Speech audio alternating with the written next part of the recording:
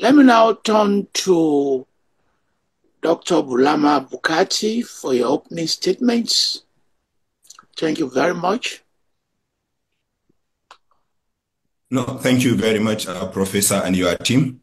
I'm very happy to have joined this panel, and I am looking forward to an insightful conversation. Majid has done an elaborate introduction. Some of his arguments I found very difficult to follow, and some of them I disagree entirely. But I would focus mostly on what I thought I would present as my opening, and then we can discuss some of the issues he raises in the next section. Now, the first point I want to start by making is that Nigeria is facing serious security challenges. That's not in doubt. Communities, Muslim and Christians alike, have been attacked. Thousands have been killed every year. Homes have been destroyed. Livelihoods have been destroyed. And millions are currently internally displaced in our country, especially in the northern part of Nigeria. This conversation shouldn't have been about which community suffered more or is suffering more, but should have been more about what are the root causes, what are the drivers, what are the symptoms and complications, and how do we tackle the crisis. Unfortunately, because of some of the recent comments from the United States of America, we cannot run away from discussing the numbers. We shouldn't be discussing numbers. An attack on one Nigerian should be an attack on all Nigerians. Killing one Nigerian should be a threat to all Nigerians, and all Nigerians should come together, unite, and fight whoever is killing any Nigerian, regardless of the faith of the Nigerian that has fallen victim. But because of the situation we have found ourselves, we have to discuss the numbers. And Professor, I agonize discussing the numbers because I have never seen Nigeria's security crisis from a religious length to discuss Christian and Muslims. We are all Nigerians. We are all human beings. We all have a right to live. We all have a right to dignity. We all have a right to enjoy Nigeria and to toil and moil together. Now, when I saw Trump's comments, it reminded me some of my work in my PhD when I was looking at my when I was doing my PhD research. Part of what I did in the PhD work was to track Boko Haram's attacks on civilians, because my PhD looks at Boko Haram's claims of fighting a religious war, and I was trying to see whether they attacked security forces more or they attacked civilians more. And in the process of that, I analyzed the major civilian locations attacked by Boko Haram between 2011 and 2020.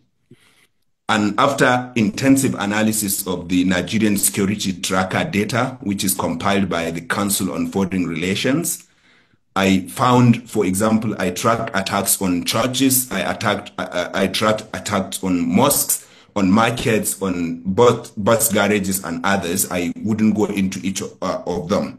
But when it came to places of worship, between 2011 and 2020, Boko Haram attacked 83 churches. And in those 83 churches, it killed 1,521 people, according to the Nigerian security tracker data. They also, in this period, attacked 72 mosques. And in those 72 mosques, they killed 2,017 people. Now, this is within a period of 11 years, as I said, 9 years, 2011 to 2020.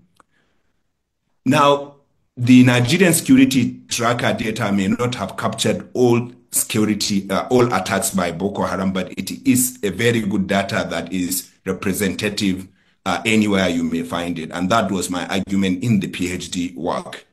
Now, but it is not just the Nigerian security tracker data, and it is not just my data. It is also analysis by Hilary Matfess and Jason Warner, which was published by the Combating Terrorism Center at West Point of the United States Military Academy.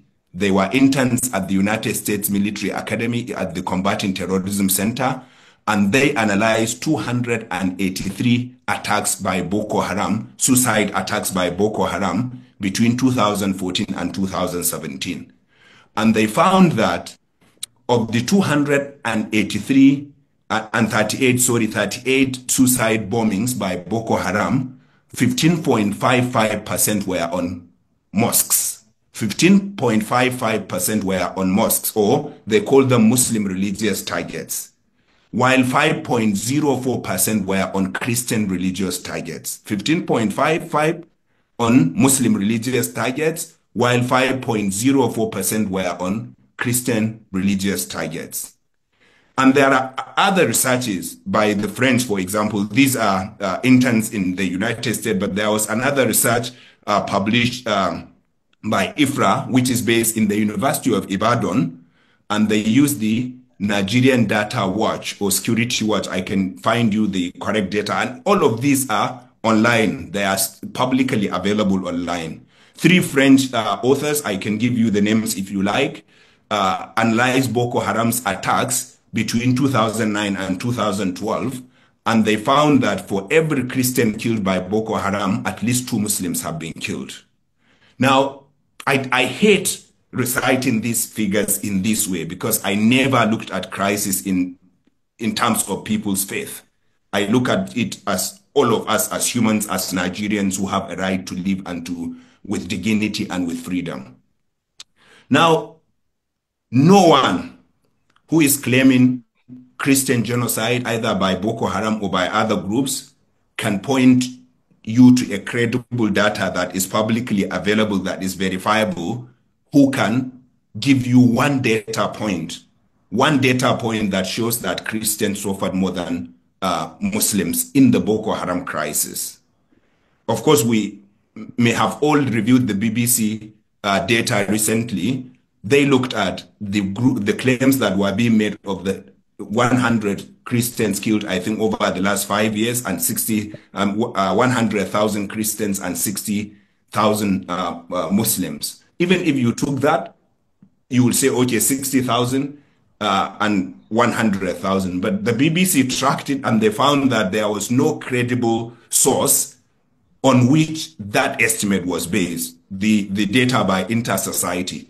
But they went on to analyze ECLED data, which is another data I use in my PhD, and they found that over the past 5 years, because my PhD stopped 5 years ago, that is 2020, they found that over the past 5 years, around 21,000 Nigerians have been killed, and they found in the BBC report that 317 of them were Christians. I think there would be more than 317 that are Christians, but maybe they found that 317 of those whose religion have been identified in the reports. Now, what this data tells us, all of this data tells us that Christians are being killed and Muslims are being killed. And it is true that Boko Haram and other groups that we are talking about, some of them target Christians and they kill them because of their faith. But what Majid misunderstands is that Boko Haram doesn't see me or you as a Muslim. And many Muslims don't see Boko Haram as a Muslim group because they think Boko Haram misinterprets, misapplies Islamic scriptures. And so when Boko Haram kill Muslims, they say we kill them because they are non-Muslims for practicing democracy, for voting in elections, for going to secular schools, for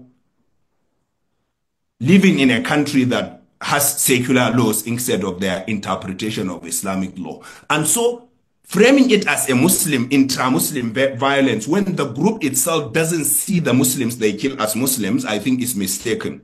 And assuming they see them as Muslims, does the fact that this is a group claiming to be Muslim, killing Muslim, does that reduce the suffering from the Muslim community? I mean, I found it very hard to follow that argument. And to be honest, that's because of the 2 reasons I mentioned. Now, there is Christian persecution in some Muslim majority states. And that's a fact. That's a fact. Unfortunately, what Majid maybe doesn't know or didn't mention are Muslim marginalization and persecution in Muslim minority states. And I am mentioning this not because it is good. It is wrong for Christians to be marginalized in Muslim communities And it is wrong for Muslims to be marginalized in Christian majority states.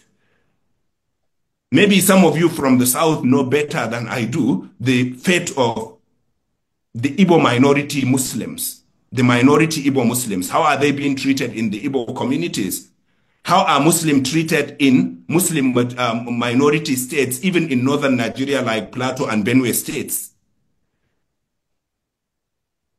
And why are we looking at it from all the communities it is happening? Because unless and until we understand the disease, we diagnose the disease well, our prognosis and our prescription will be wrong.